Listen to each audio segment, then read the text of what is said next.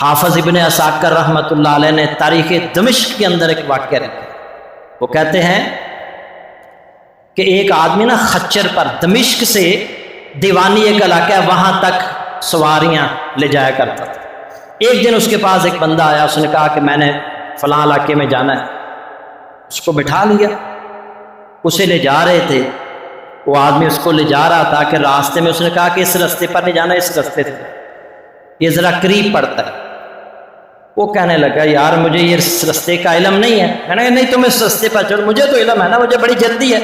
چنانچہ وہ ایک غیر معروف راستے سے لے کر اس کو چل پڑا۔ وہ کہتا ہے کہ میں جب آگے آیا تو دیکھا بہت ساری لاشیں پڑی ہوئی تھیں۔ وہاں ایک وادی کے اندر وہ جو سوار تھا وہ نیچے اترا، اس نے خنجر نکالا اور میری طرف بڑھا، میں آگے آگے، وہ پیچھے پیچھے۔ میں نے اسے کہا میری خچر لے لو، میرا سامان لے لو، سب کچھ لے لو، مجھے چھوڑ دو۔ اس نے کہا نہیں، میں قتل بھی کرتا ہوں، سامان تو میرا ہے ہی، جب میں تجھے قتل کر دوں گا خچر بھی میری، سامان بھی میرا۔ وہ کہتا میں آگے آگے، وہ پیچھے پیچھے، بڑا پریشان۔ اچانک میرے ذہن میں آیا اللہ کے آگے دعا نہ کرو۔ میں نے اسے کہا ٹھیک ہے بھائی تو مجھے قتل کر لینا، مگر مجھے 2 رکعت نماز پڑھنے کی اجازت ہے۔ اس نے کہا ٹھیک ہے پڑھ لو، لیکن جلدی پڑھنا۔ وہ کہتا ہے کہ میں نے نماز شروع کی لیکن موت میرے سر پر کھڑی تھی، مجھے سمجھ نہیں آ رہی تھی پڑھنا کیا ہے۔ نماز پڑھتا رہا لیکن اوپر خوف، موت کا خوف۔ میں اللہ سے کہتا رہا یا اللہ میں کیا کروں، کون سی دعا کروں؟ وہ کہتا ہے یہ آیت بار بار میرے ذہن میں آ رہی تھی، امن یجیب المضطر اذا دعاہ ویکشف السوء، بلا کون ہے جو لاچار کی فریاد رسی کرتا ہے، جب وہ اسے پکارتا ہے اس کی تکلیف دور کرتا ہے۔ وہ کہتا ہے یہ آیت میرے ذہن میں بار بار آ رہی تھی، میں اس آیت کو پڑھتا جا رہا تھا اور وہ بار بار کہہ رہا تھا جلدی نماز مکمل کرو۔ کہتا ہے جیسے ہی میں نماز مکمل کی، ایک گھڑ سوار تیز ترین گھوڑے پر آیا، اس کے ہاتھ میں نیزہ تھا، اس نے آتے ہی اس ڈاکو کے سینے میں پیوست کیا، آر پار ہو گیا، وہ وہی موقع پر دم توڑ گیا، مر گیا۔ وہ کہتا ہے وہ جانے لگا تو میں نے اس کو پکڑ لیا، میں نے کہا تم کون ہو، کہاں سے آئے ہو؟ تو اس نے کہا مجھے اس نے بھیجا ہے جو فریاد رسوں کی فریاد، جو تکلیف میں مبتلا لوگوں کی تکلیفیں دور کرتا ہے۔ تم اللہ کے لیے نماز پڑھ رہے تھے، اللہ سے دعائیں کر رہے تھے، اللہ نے مجھے تمہاری مدد کے لیے بھیجا۔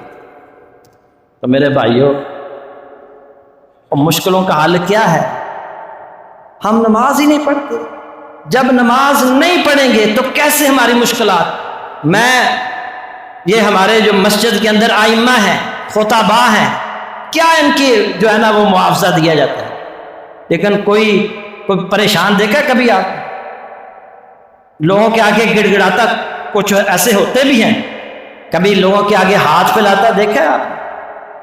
ابھی کل میں ایک ویڈیو دیکھ رہا تھا، ایک آدمی ادھر پنڈی والی سائڈ پر ایک فقیر کو انہوں نے پکڑا، وہ کہنے لگا کہ میں 1 لاکھ روپیہ روز مہینے کا کم از کم 1 لاکھ روپیہ بناتا ہوں۔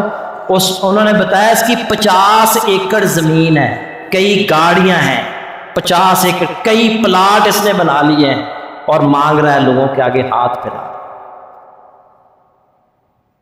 تو جو اللہ کے ساتھ تعلق جس کا نہیں ہوگا وہ مانگتا پھرے گا، جس کا اللہ کے ساتھ تعلق بن جائے، جو نمازی آدمی ہو، اس کی زندگی پرسکون زندگی ہے، راحت والی زندگی ہے، چین والی زندگی ہے، سکون والی زندگی ہے۔ اسے پتہ ہے جب بھی مشکل آئے گی میں نے اللہ کو پکارنا ہے، اللہ سے دعا کرنی ہے، اور یقیناً جب آپ یقین کے ساتھ نماز ادا کر کے کتنی بھی بڑی مشکل کیوں نہ ہو، میں نے تو ابھی 2-3 واقعات آپ کے سامنے رکھے ہیں، کئی ایک واقعات ہیں، آپ اللہ کے حضور 2 رکعت نماز ادا کر کے یقین کے ساتھ اللہ سے جو مانگیں گے یہ ہو ہی نہیں سکتا کہ اللہ آپ کو عطا ہو۔